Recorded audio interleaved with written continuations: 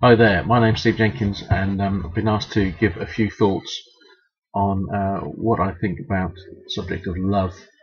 Um, I could talk for hours on this subject, but I think one of the first things I need to say is what love isn't. Um, a lot of people try and find love in places that will disappoint them. There's some kinds of things that are okay, but they don't actually have a definition truly of love. Things like infatuation, when you have your first kiss, or that heart that's fluttering with a connection with somebody.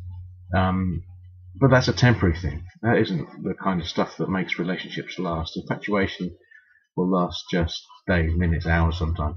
Um, the other thing that really doesn't last is anything that's lustful. Um, there's plenty of attractive things out there that you think you love, but the real lust after something isn't uh, true intimacy and love as I believe God intended it.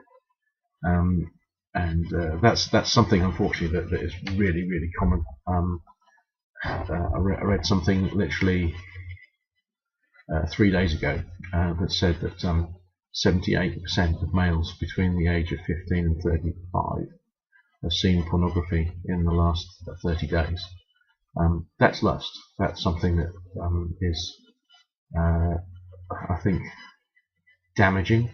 I think it's something that creates a really wrong impression of what genuine tenderness and the intimacy of a sexual relationship is about, and love doesn't come into it.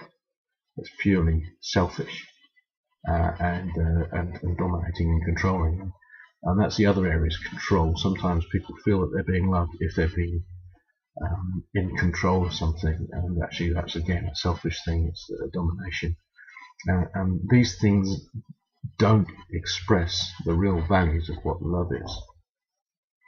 There's one passage in the Bible that's often quoted at wedding ceremonies because it's all about love, and it's 1 Corinthians chapter 13, and it talks about love being patient, about how kind it is, about the way people who really love don't envy, they don't boast, they don't have pride in that relationship, they don't dishonor the person that they're with, or the thing they're seeking. And it's not self-seeking. It's not about me selfish. It's about giving and caring for that thing that they love. It doesn't anger easily, so it's calm, and it doesn't keep a record of wrongs. And when you do mess it up, it's forgiving and able to move on. And it says it never fails. So real love has longevity. It has a way of keeping going in a way that these temporary alternatives, the counterfeit, if you like, don't keep going. They just control and dominate, and that speaks to something that's quite wrong in my eyes. So, in terms of how I think and expect love to work out, I just see the real expression of who God is in Jesus. When Jesus said, when you've seen me, you've seen the Father, basically we're saying my character, the way I'm expressing myself here on earth, is the real character of God. And that was one of love and sacrifice and putting others before himself. And that's the nature of our Father God. That's why we can call him Abba, which is a bit like Dad. It's intimate, it's gentle, it's loving, it's secure, it's tender.